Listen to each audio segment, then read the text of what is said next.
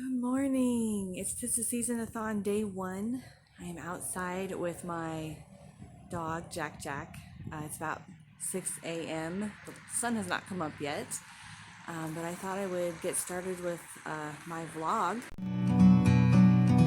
I'm just sitting here. I have no idea what I'm going to be reading yet. I'm still finishing up a couple of books from November, but we'll just see how the day goes. A little later. And I am getting ready to film for my November wrap up, but I thought I would get on here real quick and tell you all what I am currently reading. This morning I started to read The 12 Slaves of Christmas. I'm listening to it on an audiobook. And it's a cozy mystery. It's number one in, I think, the Christmas Tree Farm mysteries. And it's pretty cute. It's about this woman who returns home after a failed engagement, and she grew up and lives on a Christmas tree farm. So it's very Christmas oriented, and I thought it would be a really fun book to start out with for the readathon. And later today, I have to go pick up some groceries, and I will also keep listening to it as I do that. And I also have on my radar to start reading 10 Blind Dates, which is the group read. And we'll see how it goes. I am done with my filming for my November wrap up. If you're interested in what's going on with the vampire cape, check out my reading wrap up, which I will post soon. I'm done with that. I'm gonna continue listening to the 12 Slaves of Christmas, and hopefully I will be also starting 10 Blind Dates soon. It is later on day one. I have just gone to pick up my groceries, and I am now sitting in my car. I know it's a little strange, but sitting in my car is one of my favorite things to do. It's quiet. I am alone, and I get to, be alone with my thoughts and have some quiet, and which I've just said that twice. Usually I'll bring a book with me and I'll just sit and try to snatch a few extra minutes to myself. So that's what I'm doing at the moment. I'm further along in the 12 Slaves of Christmas, which, by the way, I forgot to say that fulfills the first challenge, which is read a book with snow on the cover. And so far, I'm really enjoying it. Holly is the main character, and of course she has discovered the body. And let's see here. She's pottering around town and trying to look into things and, asking questions. So far from what I have read, it's following, cozy murder tropes. And it's actually hitting the spot for my holiday enjoyment as far as Christmas vibes go. It's just really cute and fun, and yeah, that's what I like about it. So yeah, I've listened to 3-4 hours so far, so probably about halfway through. All right, now back to reading. Okay, it's now the evening, and I have spent as much free time as I could listening to 12 Slaves of Christmas.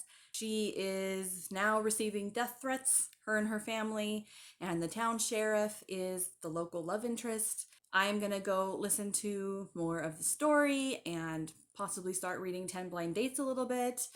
Maybe watch a Hallmark movie. December 4th, the third day of the Tistheseasonathon. I skipped vlogging yesterday, so I'll bring you up to speed. On Monday night, I finished The 12 Slaves of Christmas by Jacqueline Frost. It was so fun.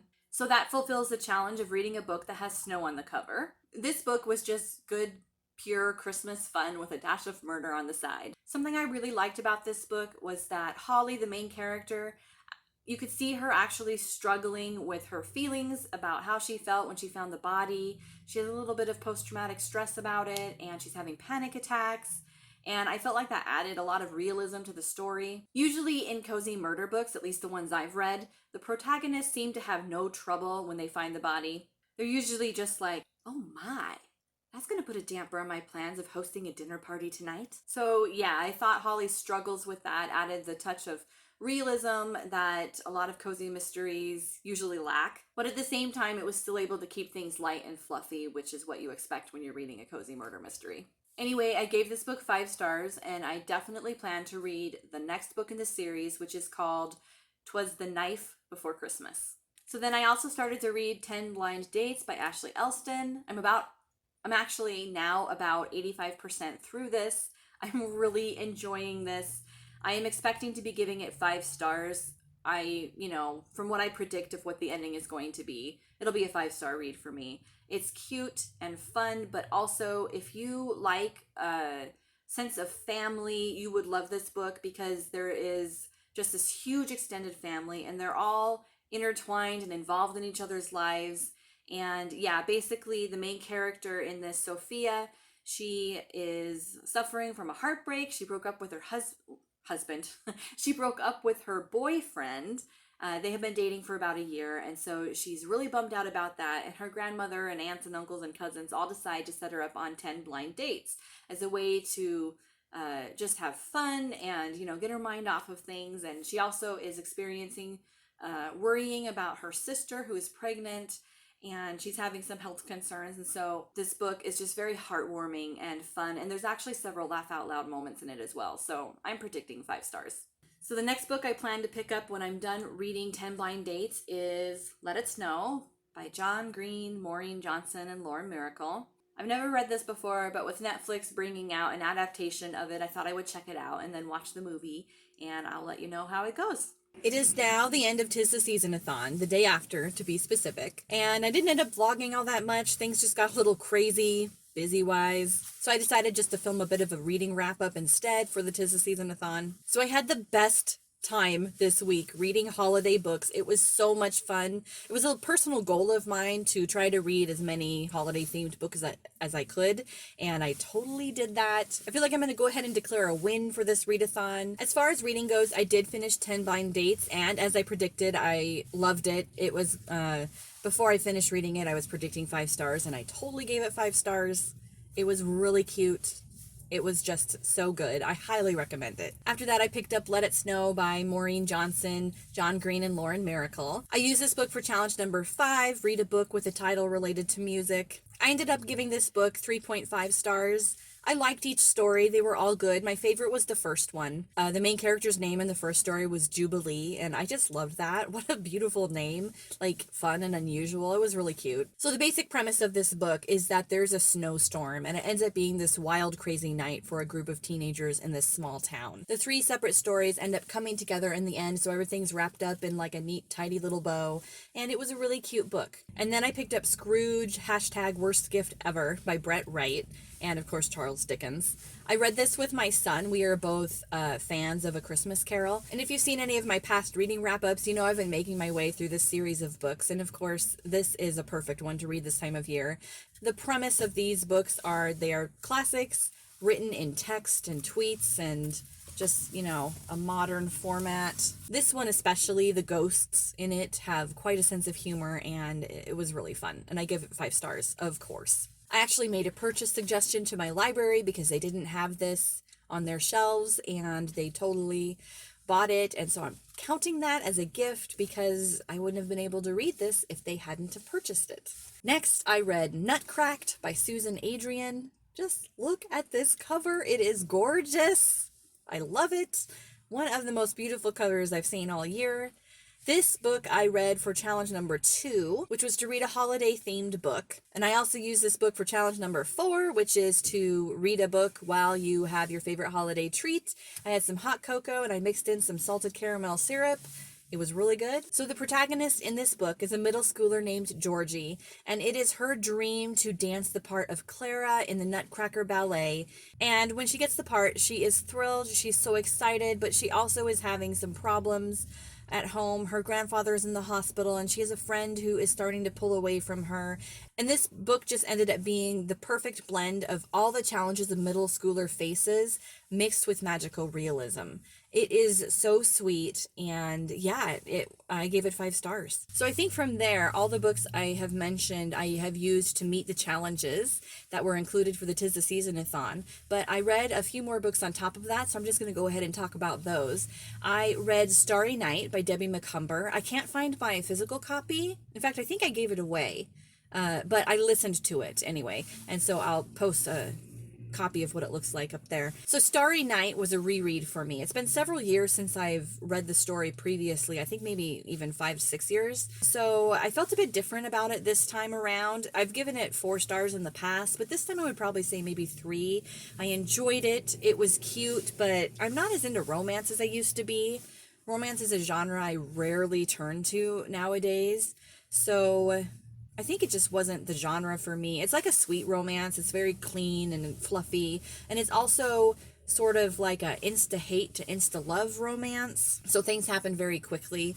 And the couple only know each other for a couple of days before they're like, oh, I think we're in love. So anyway, besides that, the protagonist, her name is Carrie, and she is a big-time newspaper reporter. She works in the society column. She's not happy there, so she ends up talking to her boss. So her boss agrees that if she can find the elusive Finn Dalton, then and get him to do an interview with her, then she could have her pick of whatever she wants to write about. Yeah, I think this kind of story, just as far as romance goes, it is the kind of story I like, but I just wasn't in the mood for it this time. Moving on.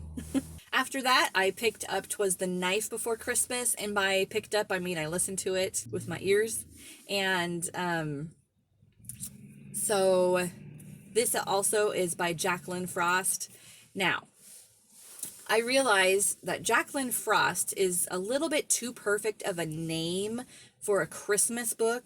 Frost, you know, all of that. So I looked it up to see if it's a pen name, and it is. So the author's name is Julie Ann Lindsay. She has written other cozy murder mysteries, including one called Apple Cider Slaying.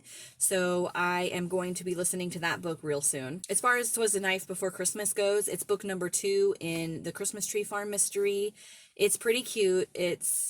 Obviously, it's a cozy murder mystery, so it's like cute mixed with murder. So in this book, Holly's friend is accused of murder, and Holly, of course, you know, starts digging around to see if she can find out who really did it. There's a cast of colorful, quirky characters that, you know, they all love Christmas, and so the holiday cheer is big in this book series. I think it's a good second book for the series. I will say, though, that Holly receives death threats in this book, and she also received death threats in the first book, and the death threats are very similar, but they are two completely different people. You know, the murderers are different people, so the death threat part of the story was very similar. That didn't ruin the enjoyment for me. It's just something that I noticed.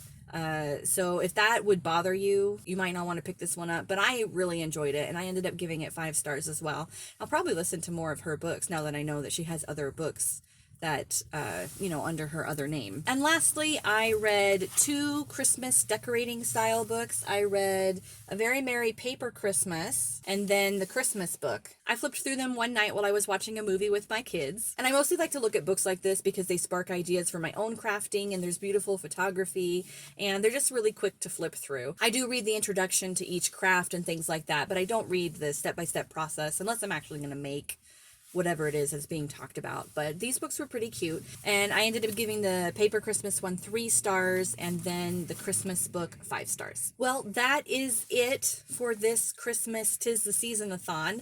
I had so much fun. Like I said earlier, I'm going to declare this week a win. I had the best reading week. It was so much fun. The book that I am currently reading, I thought I mentioned it since it's still Christmas themed, is Anna and the Apocalypse. I actually only just realized that this is a movie. I hadn't ever heard of it before. I probably won't watch it because it's a zombie movie, and I don't do good with that kind of imagery. However, I will read a book about that. I'm almost halfway through it. It's pretty cute and quirky so far. Well, that's about it for now. If you liked this, let me know down in the comments. Also, if you have any Christmas book suggestions, let me know as well down in the comments. I'd love to hear about them. And yeah, I'll see you next time in my next video. Bye.